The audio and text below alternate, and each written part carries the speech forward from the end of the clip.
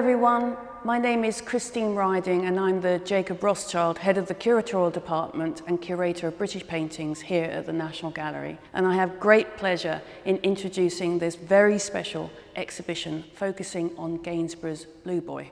So when the Blue Boy was sold to the very wealthy American Henry Huntington in 1921, it had the reputation of being the most famous painting in the world.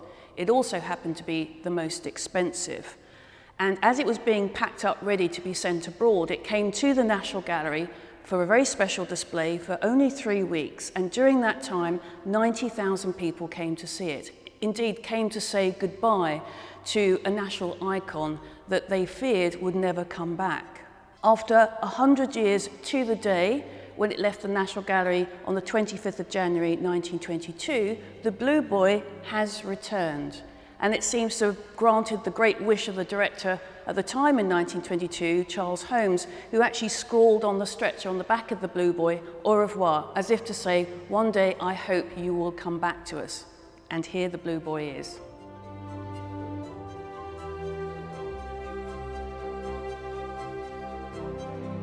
So I think the really important thing to understand about Gainsborough at the moment in his career when he paints the Blue Boy is what had he been doing up to that point? Well, he was born in Sudbury and he had been practicing art in Ipswich and the surrounding area. He had been to London and associated himself with William Hogarth. And then in 1759, he made a very important decision to move to Bath.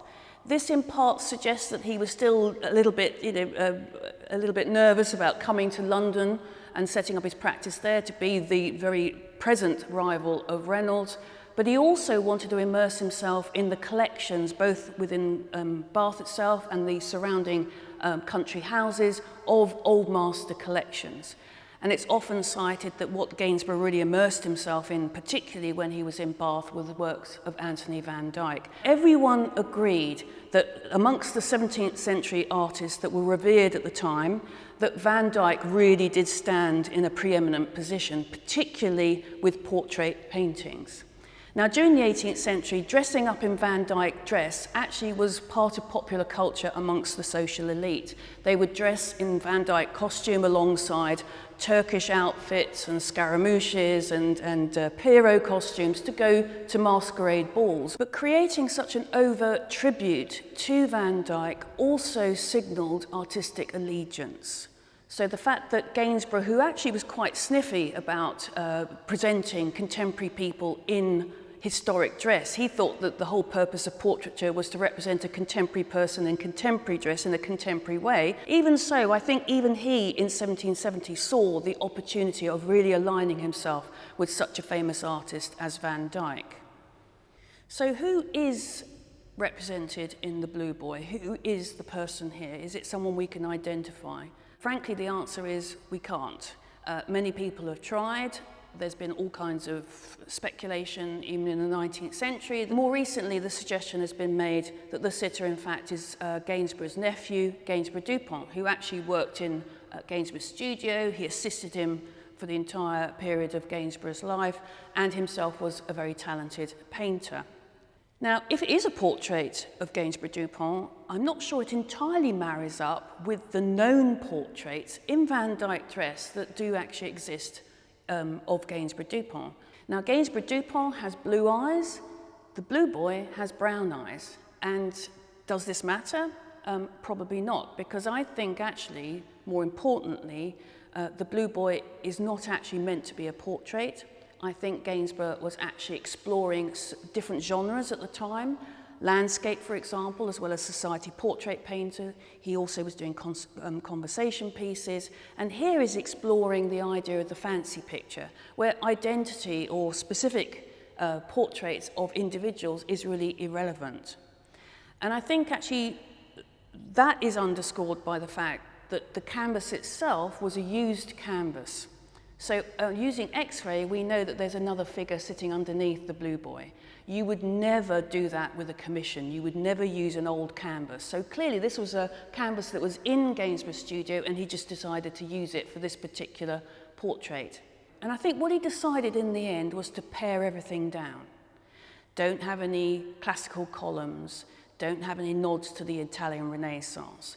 just have a very, very beautiful, idyllic, one imagines English landscape in the background, and this single figure looking full frontal, directly looking at you with this wonderful pose that it sort of exudes confidence, based in fact on a figure that in a painting by Van Dyck that Gainsborough knew very well, the Villiers Brothers, which is in this exhibition, in order to really make a statement about the figure, about the idea of an idealized youthful image, about the color blue. So the legend has it that Gainsborough created the Blue Boy as a response, a challenge to Joshua Reynolds after Reynolds gave a lecture to the Royal Academy saying that blue and other cool colours of that kind could not be the dominant colour in a work of art. And in fact, the painting that he actually looked to as his exemplar is also in the National Gallery. It's Bacchus and Ariadne by Titian. And he felt that this painting represented how you organise and orchestrate colour. Because blue shouldn't dominate, it should always be on the sides, enhancing the warmer colours like reds, browns, oranges and yellows. The legend has it that Gainsborough disagreed because he created the Blue Boy to make his point. Now the dates don't work, but it does open up the potential that Reynolds was responding to the Blue Boy and paintings like it where blue dominated. In other words, there is something there. So in fact, the nickname of the Blue Boy, which is so obvious to us but came about at that point, seems to have come potentially from artists.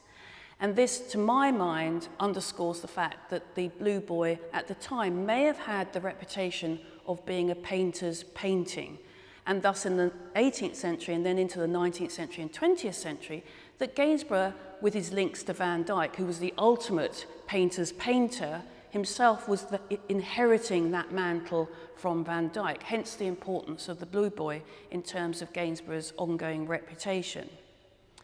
So certainly by 1820, when this legend about the rivalry between Gainsborough and Reynolds was first recorded, by that date, this painting is known as the Blue Boy. If the Blue Boy was so popular and so famous and so iconic in British art and culture, why was it sold? Why was it allowed to leave the country? We, of course, in Europe just come out of the First World War, and there just wasn't the funds to keep the Blue Boy in the country, hence the enormous regret and the director Charles Holmes penciling au revoir, the sense of regret that this great masterpiece was now leaving the country and would not return. The buying power of Henry Huntington was such that he could just simply outbid anyone that came up with the matching funds. However, the success in the latter part of the 19th century and into the 20th century of saving art for the nation is also a National Gallery story. So at this point you get the setting up of the National Art Collections Fund, and you also have some very early triumphs in saving art for the nation, which includes, for example, the Rokeby Venus by Velasquez and also Christina of Denmark by Holbein, two absolute gems in the National Gallery's collection. For anyone that's known about the Blue Boy and the fact that it hasn't been in the country for 100 years, there's going to be an enormous sense of anticipation about coming finally to see the Blue Boy at the National Gallery.